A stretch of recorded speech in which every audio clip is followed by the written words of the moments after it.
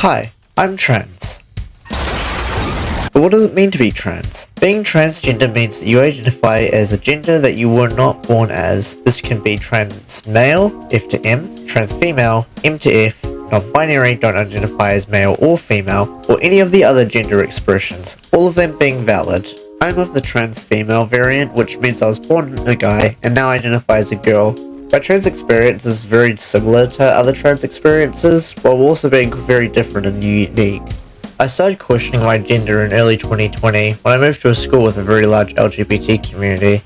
I remember telling my mum about how I was questioning my gender after getting picked up from school. She was very chill about the whole thing and told me I don't have to rush into trying to figure myself out, but it was cool to see me growing into myself. I'm very thankful to her for being as chill as she was about the whole thing. Eventually, after about 2 months, I identified as gender fluid, which means someone that changes gender frequently. After a few months of keeping this to myself, I told my sister that I was gender fluid, and she was super chill about the whole thing. And about 6 months after I came out to my sister, I came out to my mum, and she was very chill about the whole thing. Unsurprisingly, of course. And you may be saying right now, but wait, I thought you were trans femme, not gender fluid. And to that I say, my little fetus child, I'm getting to it. Calm down. After a while of me exclusively dressing feminine and hiding behind the gender fluid shield, my mum asked me out of the blue, so would you consider yourself more trans than gender fluid? And in that moment, I let go of the broken eggshells of my former cisness and proudly said, yeah, probably. And nothing else happened. I'm joking, I played Celeste in Ultra Kill and then I became even more trans. So yeah. When I told my youngest siblings that I was a trans girl, my youngest brother, I'll call James, he was so good about the whole thing. He was so kind and he switched up to calling me my current name immediately after finding out. He corrected people. He refers to me as a sister. He does she, her, all the cool accepting stuff a trans person could ever ask for. And I love him so much for that. By far, the most supportive person in my life. And he was 7! Absolute legend. Absolute legend. My younger sister, I'll call Emily, she was a bit hesitant to call me my current name and a bit confused about the whole thing, which I don't blame her in the slightest because she was very young. And she ended up coming around after a few weeks, which I'm very happy about and very proud of her. My dad is a whole other can of worms though. I've had a big history of problems with my dad in the past that I will not be getting into in this video because they're quite personal to me and they wouldn't fit with a trans video. But I will talk about coming out to him. So it all started off with me sending a text saying that I was a trans girl, as all good coming out stories do, and he said something to the extent of cool beans and it'll be hard for me to adjust, which wasn't a surprise from him because, well, it's my dad. But the following stuff after that was the stuff that made me give up on trying to get him to refer to me correctly. So for starters, he doesn't believe that my other siblings from my dad's side should be learning about me being trans and whatnot. But what that really means is that he doesn't want to actually learn about trans stuff because he can't be bothered with it. And also, it's not going to be too confusing for them because, well, and he was 7! So yeah. For this next example, I'll have to mention something that happened before so then it makes sense, but I promise it is related, I promise. I did have this weird period of time where I'd wear exclusively dress shirts and like try and dress really guyish, despite being openly trans femme. And I did this because I felt like I didn't look like a girl, I just looked like a guy in a dress. And so I thought if I leaned harder into the guy stuff, I would look good. But it didn't make me happy, and I didn't stop doing this until I broke down crying when my mum questioned me on this, and ever since, I haven't worn a dress shirt. And by the way, just as a side note, guys in dresses look so good, honestly. So if you're a guy and you want to wear a dress, go for it. Like, just do it. It's so cool, and it's just so great. I had poor taste back in the day. After that whole ordeal, we went to my dad's place and we ended up going shopping, and I was dressing more feminine than I would typically, and I started getting nervous that I was being stared at, and I was complaining about that with my sister, and then my dad went on this whole spiel about me having to dress to match my body, which means dressing more masculine, and I didn't want to have that conversation with him, so I was just like, okay, and then I left it at that. There's a few other things like that, like not referring to me correctly and whatnot, but I'm sure those two examples are a pretty good indicator on my dad's character. But yeah, Now, when it comes down to coming out with my stepdad, I didn't really come out. Because the thing is, right, when I came out to my mum, I said that she could tell my stepdad, and so it was kind of like a one-and-done thing, 2-in-1 special. But like after that point, he would do this thing where he would like ask me questions and whatnot about like trans stuff and like how I felt and whatnot. At first, I thought it was kind of interrogating. Like looking back, it was actually quite helpful because it allowed me to actually process my thoughts and like process how I felt a bit better because he was asking me questions and I had to articulate myself, and then it kind of helped me process it. But yeah, no, it was very helpful. I'm very happy about that.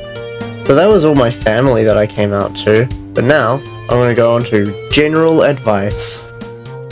My best advice for anyone that's starting out, say you're still closeted, you get into fashion. Just look up a bunch on like fashion theory, art theory and whatnot. Even if you can't like dress up yourself because you're closeted and you don't have enough money for it, just looking at it and stuff will probably give you a lot of gender euphoria because like you're exploring yourself even if you're unable to do that physically. But yeah, that's advice number 1. Advice number 2, don't come out until you're ready. Just take your time. There's absolutely no rush to jump into it. And obviously if you're in an unsafe environment, don't come out because that's just not fun. You don't want to do that. Now, advice number 3. If you have voice dysphoria, I recommend doing some voice training, and there's many tutorials on how to do that, and it's kind of like you can do it in private type thing, so even if you're not out, you can still do it, which is pretty cool. I don't know, it's kind of hypocritical of me saying you should do voice training if you have voice dysphoria. I don't particularly have voice dysphoria, and also it's not really necessary to do voice training as well. If you're comfortable with your voice, then I'm happy for you. Well, that's all the trans advice I can think of right now, but now I'm going to go over the transgender lingo and all the other transgender things. So in the trans community, there's a joke called cracking an egg, or the egg's cracking, or anything of the genre of egg. Why is this the case? Why do trans women and trans men love talking about eggs? Well, I have the answer for you. It's a metaphor for coming out as trans. It's a metaphor because like people that are questioning whether they're trans, they're called eggs, and then once their egg is cracking, that's them coming out as trans. That's sort of the whole joke, basically.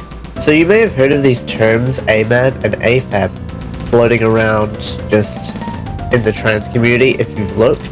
But what does it mean? What is AFAB? What is an AMAB? What are they? So, I have the answer, again, because I'm just that great. Basically, AFAB means assigned female at birth. AMAB means assigned male at birth.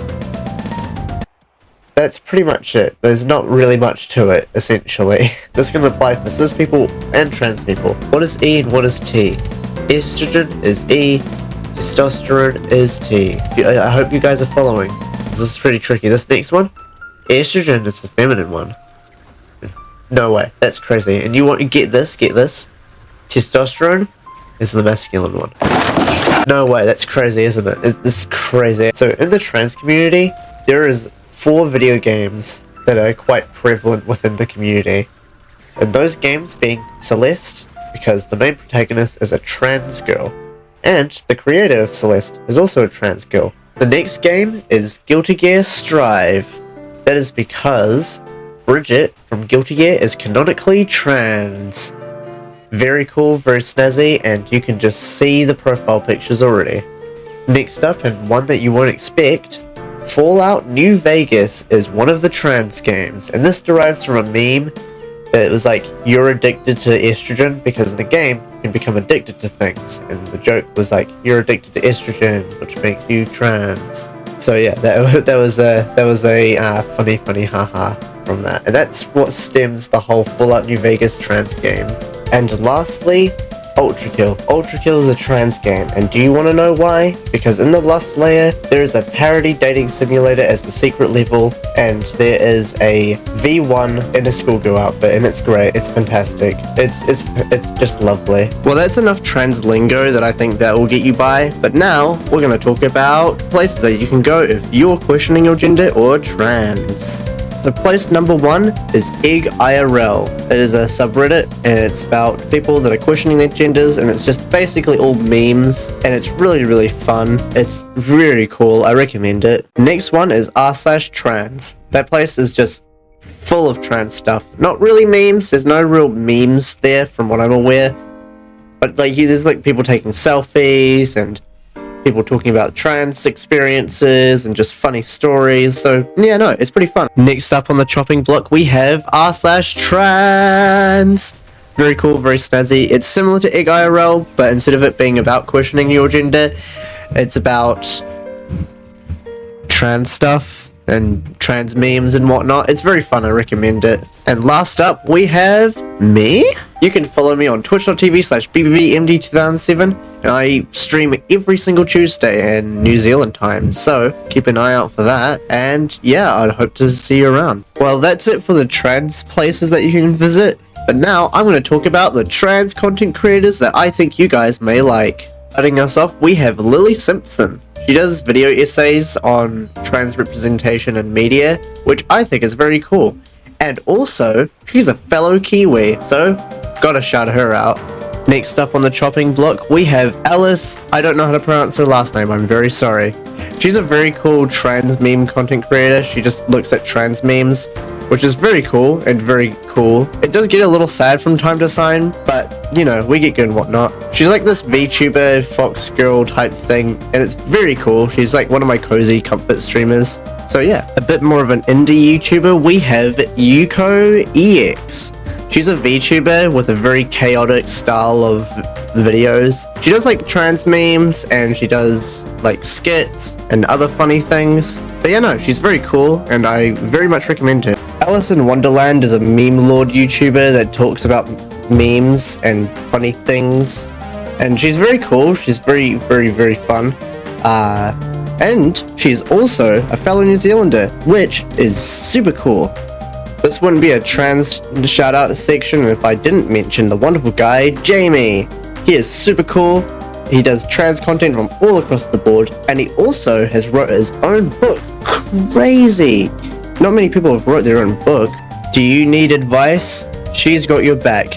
Her name is Icky, and she's very cool. She does a bunch of trans content on like the trans experience, trans journey, and like what to expect. She also talks about fashion as well, which for me personally has been super helpful. Very much recommend her. And now, the super cool ally, the myth, the legend, One Topic. He is so cool. He's been doing trans content and just general LGBT content for years now. Years! It is so cool. And he's been supporting the Trevor Project for years and years and years. It is so cool. He has been such a cool guy for just, I don't know, however long I've known him. But no, I really recommend him.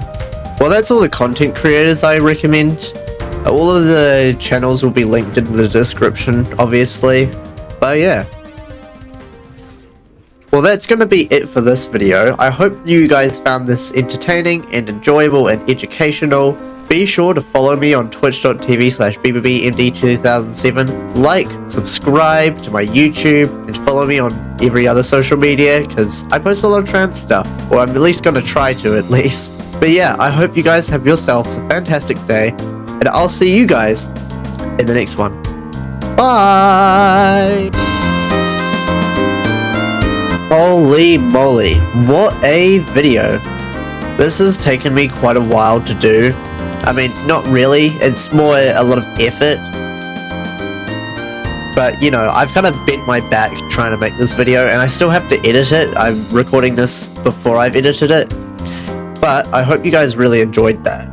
This was very stressful for me to make, because I'm doing so much at the moment. I'm working 3 jobs and doing school, and so I don't really have a lot of time to make trans content or just make videos in general.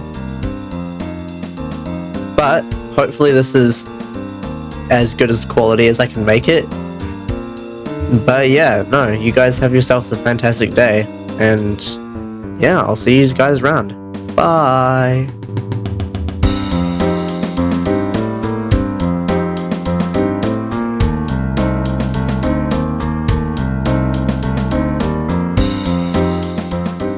Eggs, egg, egg, eggs, egg.